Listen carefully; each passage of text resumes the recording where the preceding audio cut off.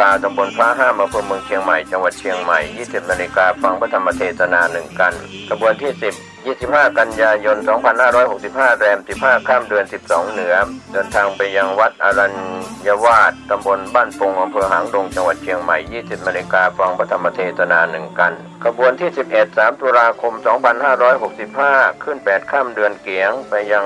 วัดสันป่าแดงตำบลต้นเปาอำเภอสันกำแพงจังหวัดเชียงใหม่ 20 นาฬิกาฟังพระธรรมเทศนา1 กันขบวนสุดท้าย 10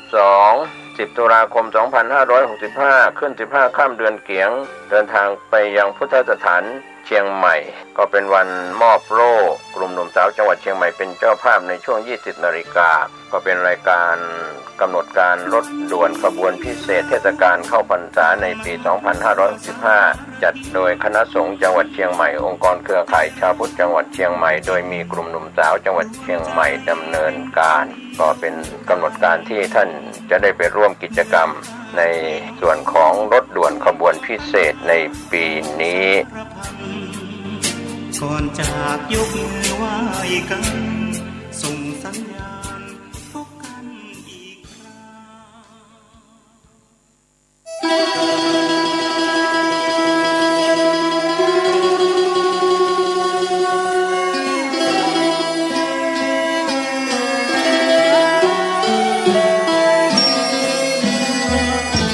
เนื่องในมหามงคลวโรกาสแห่งเทศกาลเข้าพรรษาประจำปีพุทธศักราช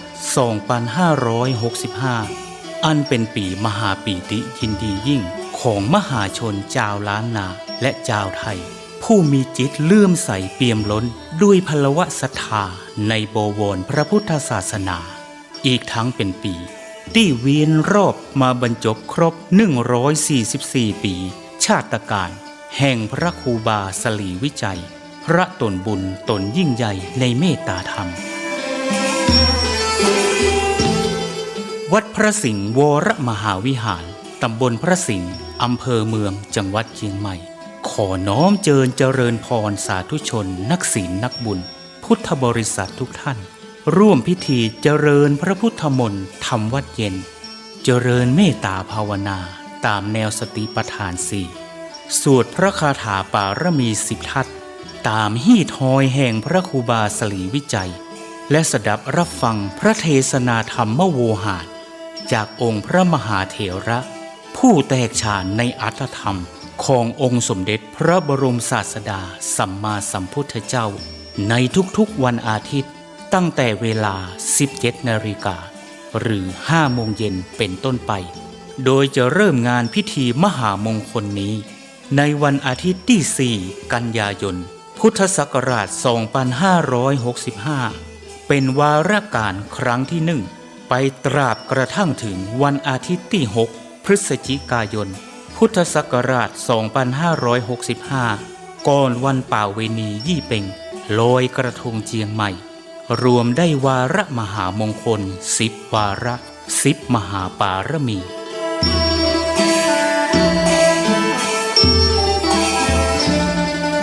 ปวงท่านมหาศรัทธานาบุญผู้มีความสนใจเข้าร่วมพิธีทำวัดเย็น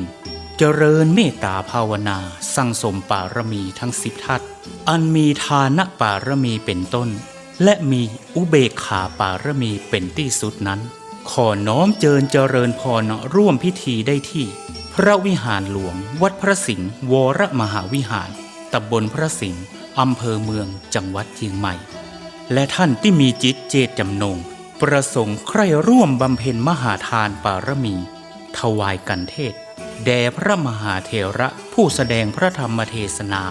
และถวายน้ำปานะแด่พระภิกษุสงฆ์สามเณรนั้นขอน้อมร่วมทำบุญหรือแจ้งความประสงค์ของท่านได้ที่พระเดชพระคุณหลวงพ่อพระเทพสิงหวราจารย์เจ้าอาวาสวัดพระสิงห์วรมหาวิหารโทรศัพท์081-883-8752หรือที่ท่านพระครูปริยัติกิจจาภิวัตรผู้ช่วยเจ้าอาวาสวัดพระสิงห์วรมหาวิหารโทรศัพท์089-264-2485ได้ตั้งแต่วันนี้เป็นต้นไป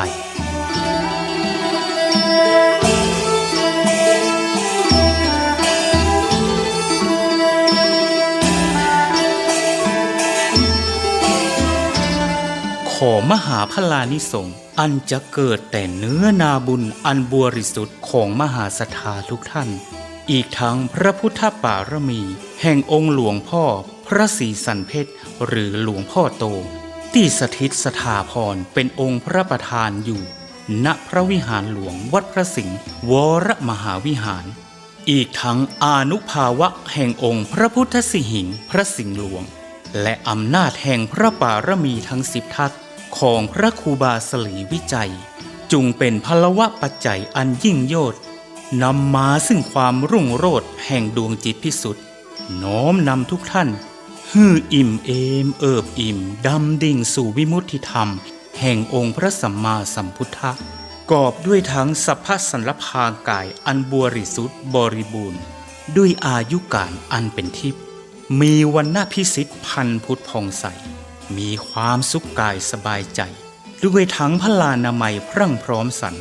ตราบรอดเถิงเติงตันยังอมตะมหาเนรพานอันเป็นที่สุดเสี่ยงแห่งอาสวะกิเลสในวัฏสงสารต่อการภายหน้านั้นจงทุกท่านทุกคนแด่เตอสา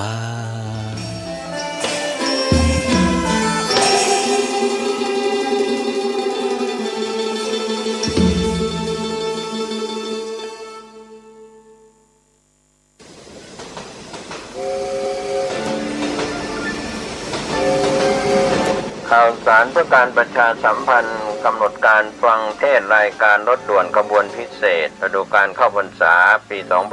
2565 จัดโดยคณะสงฆ์จังหวัดเชียงใหม่องค์กรเครือข่ายชาวพุทธจังหวัดเชียงใหม่ดำเนินงานโดยกลุ่มหนุ่มสาวจังหวัดเชียงใหม่ขบวนที่ 8 10 กันยายน 2565 ขึ้น 15 ค่ำเดือน 12 เหนือกลับมายังพุทธสถานเชียงใหม่ 20 นาฬิกาเป็นการจัดงานวันกตัญญูพุทธสมาคมและมูลนิธิพุทธสมาคมเป็นเจ้าภาพขบวนที่ 9 18 กันยายน 2565 แรม 8 ค่ำเดือน 12 เหนือรถด่วนไปยังวัดลังกาตำบลพระห้ามอำเภอเมืองเชียงใหม่จังหวัดเชียงใหม่ 20 นาฬิกาฟังพระธรรมเทศนา1 กันขบวนที่ 10 25 กันยายน 2565 แรม 15 ค่ำเดือน 12 เหนือเดินทางไปยังวัดอรัญยวาสตำบลบ้านปงอำเภอหางดงจังหวัดเชียงใหม่ 20 นาฬิกาฟังพระธรรมเทศนา1 กันขบวนที่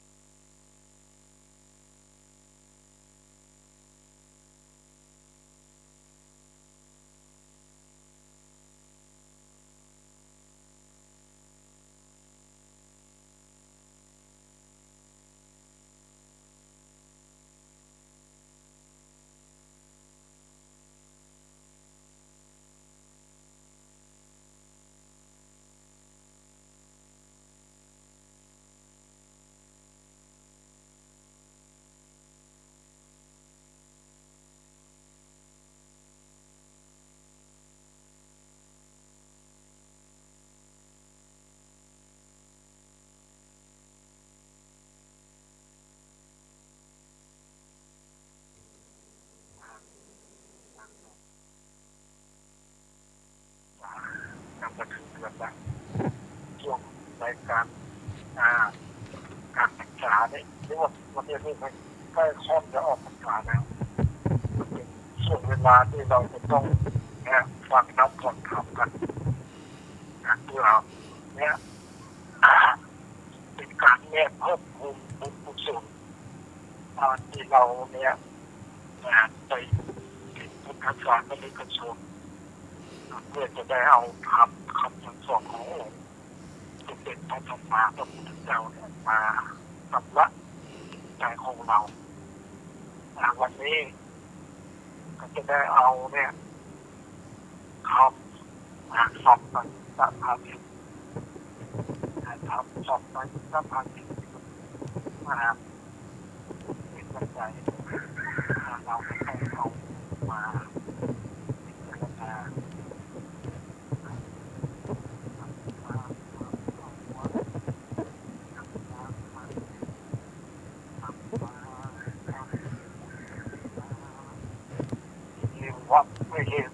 หังเอกังสัพพยังภะคะวาอะระหะสิยังวิขานาปิสิเตมิตาเอมุขัง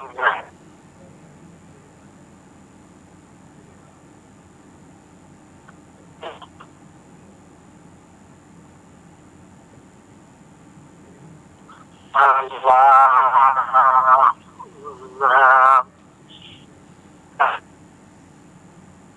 อาโส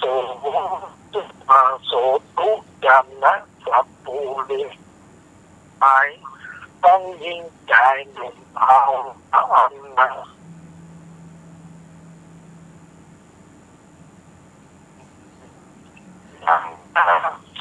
ตาปะดำน้ำมืดเช้าดำทั้งเตสนาแกสาวกสังฆเจ้าว่าแต่ดีดีในยักษ์อาทิตาอาญา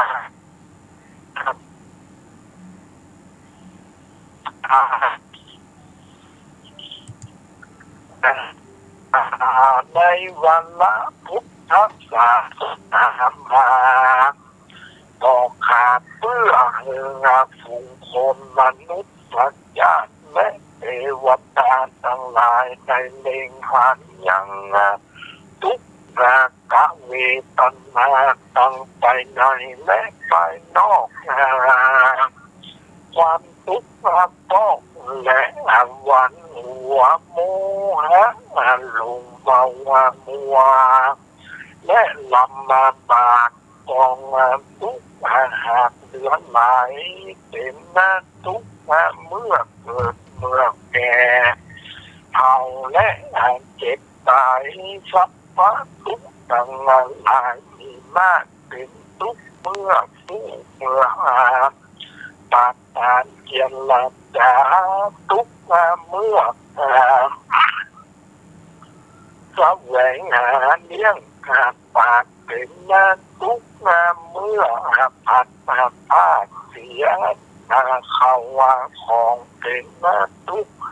ด้วยผันของหาไปความทุกข์ไปติดตามบ่มีที่ดีงามนั้นไม่สักแห่งงานกองทุกแห่งงานก็ตั้งตัวฟ้ามืดมัวใจลายอยากเป็นทุกด้วยอันนั้นเลี้ยงข้าพเจ้าแห่งงานดูประคำบ่มีที่สักจังมันเลี้ยงลุงควงแรงเอียงไปมาปืดนึงก็ตายปืดนึงก็อันเกิดมาลังชาติก็ประเสริฐได้เป็นมาเชื่อชาติกษัตริย์ลังชาติก็ได้เป็นคนตาลิตาตกตามก็เพื่อกรรมวิบากอันนั้นได้กระทำมาลังชาติได้เกิดเป็นหมูเป็นหมาลังชาติก็มาได้เกิดเป็นคนตินหักเมืองง้อยหลังคบหลังขอก็อาจเป็นทุกข์ด้วยใจคออันกาหยาบบ่อยู่วัดสันสุภาพของบุญก็เพื่อฝ่าย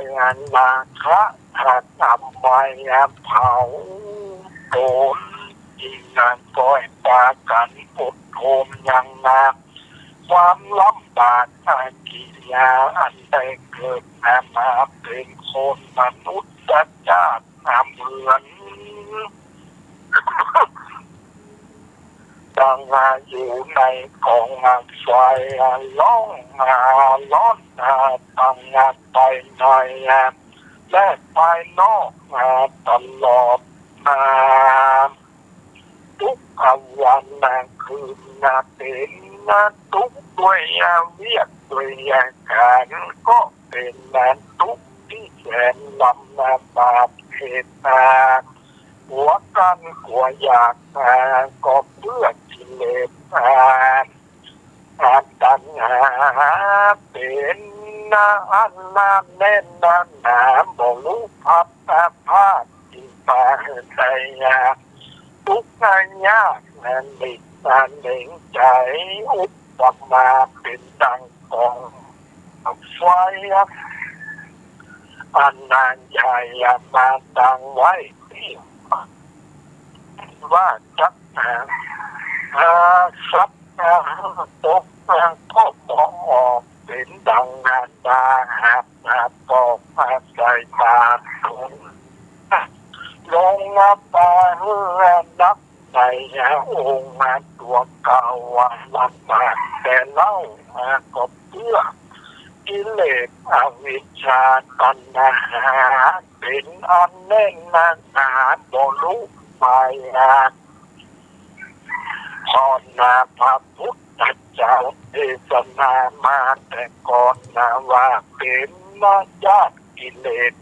ตั้งมวลบ่สมเติงควรจักยินที่พระองค์กาวาที่บ้าขาดีแต่มีสาวแต่มาขันเข้าเวทไปอยู่เตรียมการทับจังลงการเป็นปัญจขันธ์บทเดเป็นที่อยู่จันหายมูกิเลสตัณหาที่หูตาดังปากปินมือหักวัดก่อยและใจอะไรคิดลอดบอดใจละทอดมาตุ่มการบ่ได้ละทอดตุ่มการก็ลวดเป็นน้ำหน้าเกี่ยววันใหญ่เป็น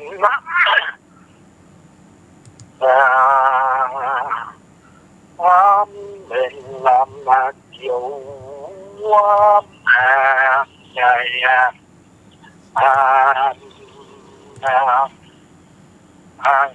รู้เหมือนรวดปล่อย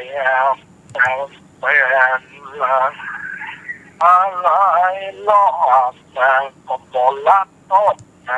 กำลวดเป็นลำเกี่ยวใหญ่มัดผูกเอาไฟตั้งหัวเพื่อใจมืดมัวเป็นบาปก็เพื่อความโล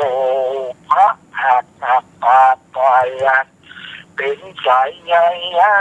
จองจึงจองปาปะธรรมลาปาปะธรรมลองมาเอาวิชาว่ามัวมืดนั้นโตสามมืดปฏิฆะมีความโกธะตีดากำลังไล่ว่าหลายต่างโมหะโมเบาต่างหลงโลภมากมานะหากถือตัวว่ากูนี่บอกหัวผายดูสวดนับเข้าในยามพวกฝ่ายติดผีการเปิ้นจากกำนันดีก็ปล่อยดักอยู่กันได้ยินกำลายก็หวังว่าสู่สอบและถามวิจิกิจฉาปา สังฆาและสังว่างที่นะบทต่างงานในความนาเปลี่ยนมิตรเปลี่ยนใจไฟกึศแต่ใจเมาหลับอุทัศจะใจเป็นสับปับอ่อนน้อยตุจะน้ำใจถอยพ่อแม่นักหิลิขาใจบ่ละอาย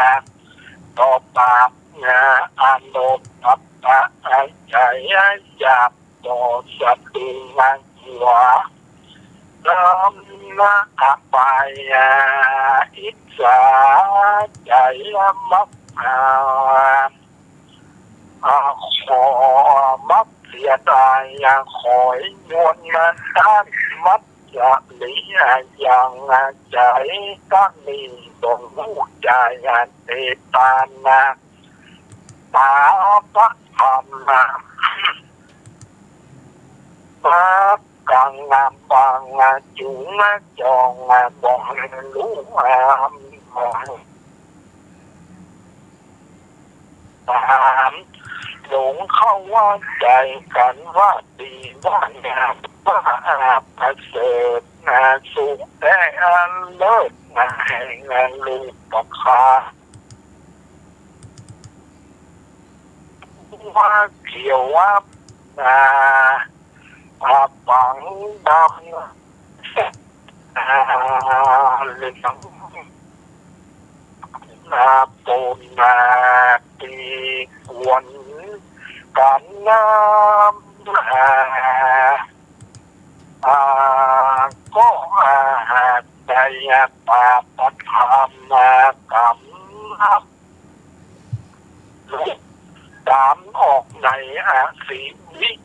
สูตรแท้เตรียมมาเป็นธรรมะเทศนาไทยเก่าไว้ว่ายังมีใจผู้หนึ่งใจอาหารจากอันพญามัจจุราชแห่งใจคือมันดาวเลี้ยงงูพิษมีพิษมันมีติดหัวพิษมันมีปอดเอาหวานแต่เกี่ยววันตกเอามาจังใจหานเลิกพังผ่านตั้งสี่ก้อยเอามือพี่แกะคอย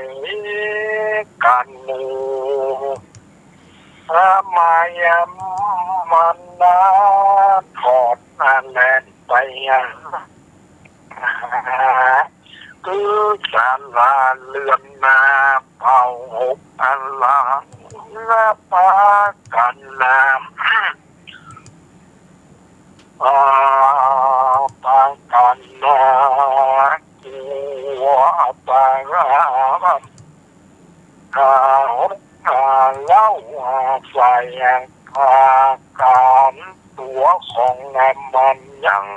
บ่รู้สันและเขาไปสู่ลบไม่โทษอะไรอันมีใจอันมีใบหนาล้มใหญ่เป็นพี่ควายลงนอนลงปับวนใจมากมันนอนนับไปก็หากหลับไปส่วนว่าเสนาในผู้สลัดมาเป็นคนเจ้าแห่งพญาวัจจุราชจึงไปขายสารว่าใจผู้กาหารหนีออกพ้นมาจากบ่วงปอกหูปัน แล้วพญาก็จำมันเลยไล่ว่าเฮือสูงไปไปตามหามันพวกขาตั้งสี่คนก็ยันตัวไล่แล้วยังมีนักปราชญ์ใหญ่ผู้มีปัญญาจริงมาบอกเราใคร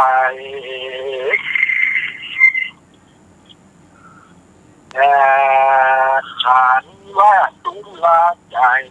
หานมึงจะไปเสยอยู่โดนไล่หมู่หักไล่กันบ้ามึงจึงลิบิจลนาจะได้ละลาสาน้อมรับอยู่โดนไล่ตู้จากกันว่าจับหักสันตันนาคาก็มาเขาก็โห่ร้องลาเรื่องงานมาทางพ้องก็ว่าเอาเชือกก้องคอมันมาคือใจเราจะเอาเป็นขาดใจกับตันการต่อมาส่วนมาผู้มีปัญญานั้นจึงนานสามบอกมาใจใจหันมันว่าข้าใจโวยยาโจรไล่หมู่จักตัวตั้งลากเครื่องก็จักหวานมัดสอกแต่ท้องก็จักเอาไม่แต่ไล่ตุกตีต้องอัดเอาดาบไปเลียตัดขาดห้องก็จักตึงเอาไปเป็นข้าใจซอยต่อหน้าตั้มเลินหน้าขาวครอบครัวบ่เอาลวดละไว้แน่นคำนั้นเต็มนานใจก็ทอดมาไว้ตุ้มมาเสียถุงเงินดูเบียก็เตะช็อตควางถุงเบี้ยตกงานใส่ล่างก็เอาบ่อตันเอาเพราะตัวโจรยับกันได้ส่วนใจผู้นอนในอยู่ไปกันก็เล่นสะใสลีลาอะไรเป็นอะไรเป็นเอาดีตอนให้เราเนี่ยรู้เนี่ยเป็นต้องมีตัวของเราเนี่ยมันเก็บเป็นทุกเป็นอะไรต่างๆเนี่ยแต่จริงมันกลับยังมาแรกแต่ถักประวัติศาสตร์สุดมาเอามาจากประวัติศาสตร์สุดเป็นงานบอกว่ายังไปเนี่ยอันนี้คนบอกกับสาวกของพระพุทธเจ้าเนี่ยคือปัจจุบันกินหน้าเนี่ยแต่ว่าปัจจุบันกินหน้าที่ครับ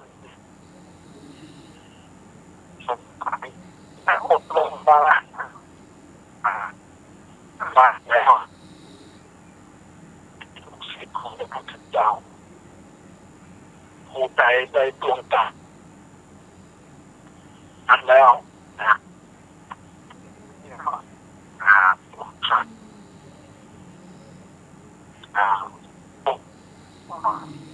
เนี่ยคนหายไปต้องมาในสายสุดแล้ว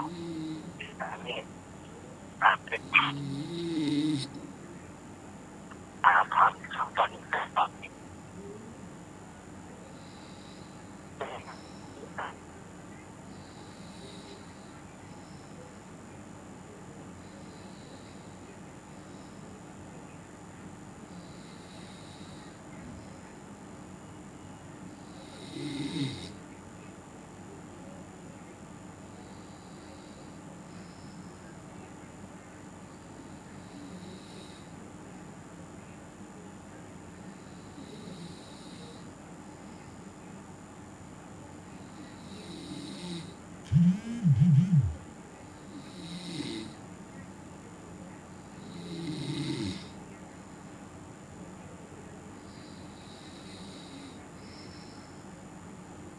อ